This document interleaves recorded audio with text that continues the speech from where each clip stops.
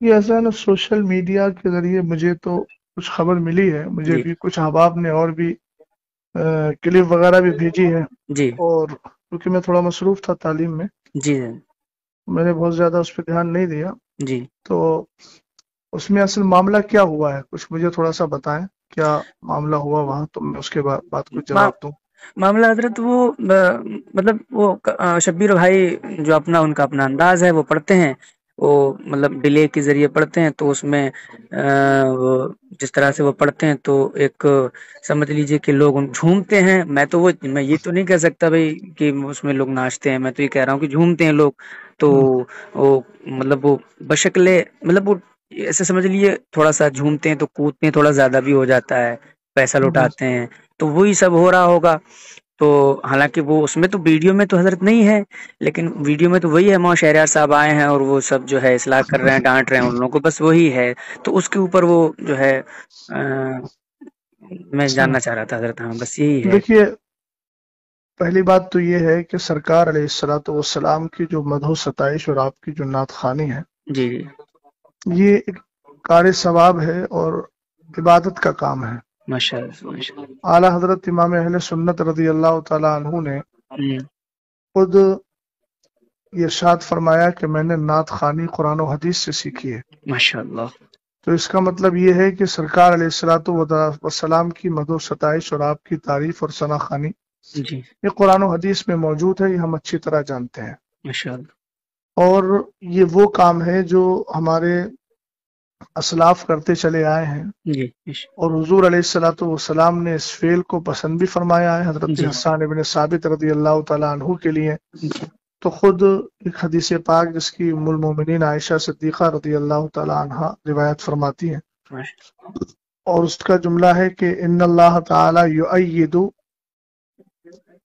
جی ان جبریل یؤید حسان ابن ثابت، کہ حضرت جبریل امین جو ہے وہ حضرت حسان ابن ثابت رضی اللہ تعالیٰ عنہ کی تائید کرتے رہیں گے. حضور نے فرمایا کہ حسان کی تائید جو ہے وہ جبریل کرتے رہیں گے. اور ایک جگہ ہے ان اللہ تعالی یؤید حسان ابن ثابت بروح القدسی، کہ اللہ تعالی جبریل کے ذریعے حسان ابن ثابت کی تائید فرماتا ہے.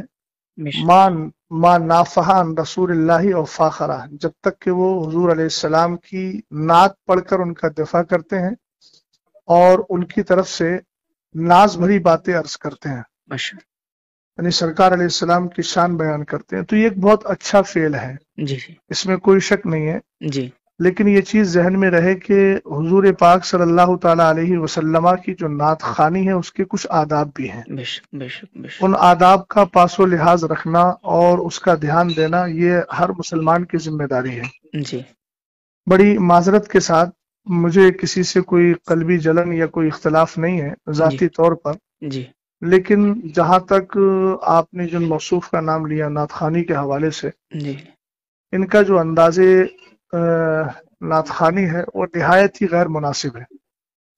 اور جہاں تک میں سمجھتا ہوں جی وہ شاید پڑھے لکھے بھی نہیں ہیں اور تلفظ بھی نہیں جانتے ہیں. ان ساری چیزوں کا جو تلفظ کا طرز ہوتا ہے جی وہ ان کو معلوم بھی نہیں ہے. جی ہم جس کام سے جڑے ہوئے ہیں جی یہ بھی یاد رہے کہ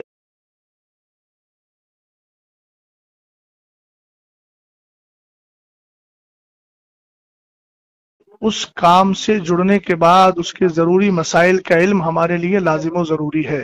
بے شک بے شک. ممبر رسول پر چڑھنے کا حق اسی کو ہے جو ممبر رسول کے آداب جانتا ہے. جی بے شک بے شک. جب تک ہمارے احباب نے ممبر رسول مانا تب تک اس کا پاس و لحاظ رکھتے رہے، بے شک. لیکن جب سے اس کو اسٹیج کر دیا جی تب سے یہ سارے حالات دیگر کو ہو گئے ہیں. جی جی بے شک. اور کچھ ایسے ناطخہ ہیں، اس کا انکار نہیں کیا جا سکتا، ان میں یہ بھی شامل ہیں جی کہ جن کی نعت خوانی کے بعد عوام کے اندر ایک ہوڑدنگ مچتی ہے، ہاں جی اور عجیب قسم سے وہ ہماری قوم، نوجوان قوم جو ہے وہ اچھل کود کرنے لگتی ہے جو بالکل آداب نعت خوانی کے سراسر خلاف ہے.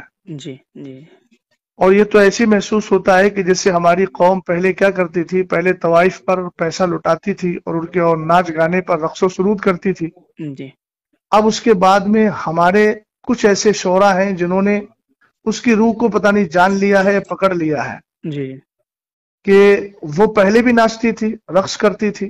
جی ہم کہتے ہیں جھومنا، جھومنے کا یہ طرز نہیں ہوتا ہے جی کہ آپ ہاتھوں میں رومال لے کر کے اچھل کود کریں، جی لفظ علی علی بول کر کے ادھر پیسہ لٹایا جا رہا ہے اور ادھر جو ہے جسم کو تھرکایا جا رہا ہے. جی یہ ساری چیزیں آداب نعت خوانی کے سراسر خلاف ہیں. جی سمجھ گئے؟ جی یہ طرز جو بھی اختیار کرتا ہے، یا پھر جو میں تو نہیں جانتا اس کو کیا کہتے ہیں، ڈبی کے ذریعے جو لوگ پڑھتے ہیں جی اس میں ایسی آواز پیدا کر دیتے ہیں، گونج پیدا کر دیتے ہیں جس سے میوزک کی آواز پیدا ہوتی ہے. جی تو ایک تو یہ ناجائز و حرام ہے. جی حضرت بھئی سرکار علیہ الصلوۃ والسلام کی مدح و ستائش حضور کی تعریف ہے تو دنیاوی لہو و لعب سے بالکل صاف ستھری ہونا بے چاہیے. شک بے شک بے نعت خوانی آپ سنجیدگی سے کریے، شک بے شک. نعت پاک آپ پڑھیے، سنجیدگی سے پڑھیے، جی جو پڑھنے کا سلیقہ ہوتا ہے. جی جی بے شک سمجھ گئے آپ؟ بھئی اسلام کو ہم مانتے ہیں بے شک. اور اسلام میں دوسروں کی مشابہت، فساق فجار کی مشابہت سے ہمیں روکا گیا. اب آپ بتائیے، آپ کو معلوم ہوگا کہ حضور علیہ السلام نے امامہ شریف باندھنے کے لیے ٹوپی کو لازم کیا تاکہ ہمارا امامہ یہودیوں کے امامے کے مشابہ نہ ہو. بے حضور شک علیہ السلام نے محرم الحرام میں 10 یعنی یوم عاشور کا جو روزہ ہوتا ہے اس میں آپ نے فرمایا کہ نہیں، نوکا بھی رکھو تاکہ یہودیوں کے ساتھ مشابہت نہ ہو. جی اور من تشبہ بقوم فہو منہم. تو یہ ساری چیزیں ہیں. حضور علیہ السلام کی نعت خوانی اس انداز سے کیجیے کہ لوگوں کی آنکھوں سے آنسو نکلیں، لوگ سنجیدگی سے بیٹھ کر کے سنیں. سبحان یہ کیا ہوتا ہے کہ شور و غل کیا جائے. جی. ایک بات چیز اور، سمجھے کہ نہیں جی سمجھے؟ جی جی میں سمجھ گیا. جی ایک چیز اور عرض کرنا چاہ رہا تھا حضرت. وہ کئی لوگوں نے یہ جو ہے مجھ سے کہا، میرے کلوز سرکل کے بھی دوستوں کا بھی یہ سوال تھا کہ مفتی صاحب کو وہیں اصلاح نہیں کرنی چاہیے تھی، وہاں جو ہے انہوں نے اسٹیج پہ ہی جو ہے ساری باتیں کہہ دی، قیام گاہ پہ لے جا کے کہہ دیتے. اس کے بارے میں حضور میں پوچھنا چاہ رہا تھا کچھ. ٹھیک ہے، میں ایک بات عرض کرنا چاہوں گا کہ جی میں یہ جذباتی جملوں سے بہت زیادہ متاثر نہیں ہوتا. جی حضرت.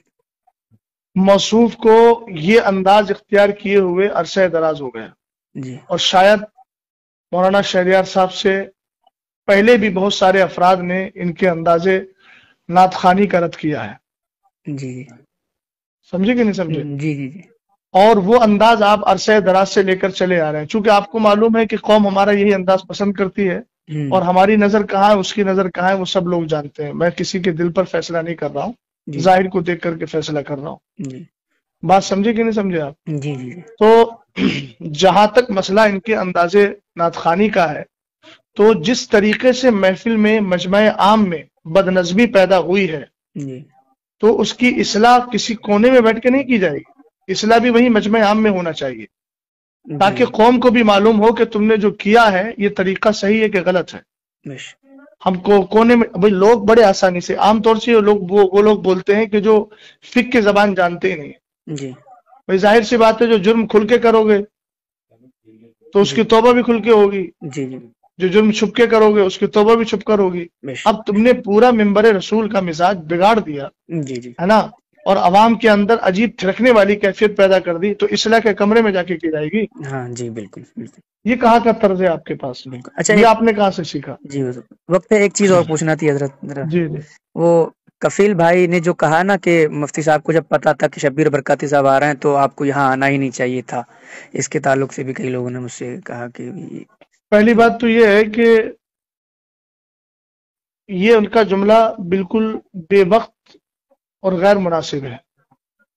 اچھا یہ بتائیے مجھے، جی آپ اچھی طرح جانتے ہیں کہ مثال کے طور پر مجھے کسی نوکری میں جانا ہے جی تو میرے پاس سرٹیفکیٹ ہونا چاہیے نا. بالکل بالکل بالکل. سرٹیفکیٹ میرے پاس نہیں ہوگا تو مجھے نوکری نہیں ملے گی.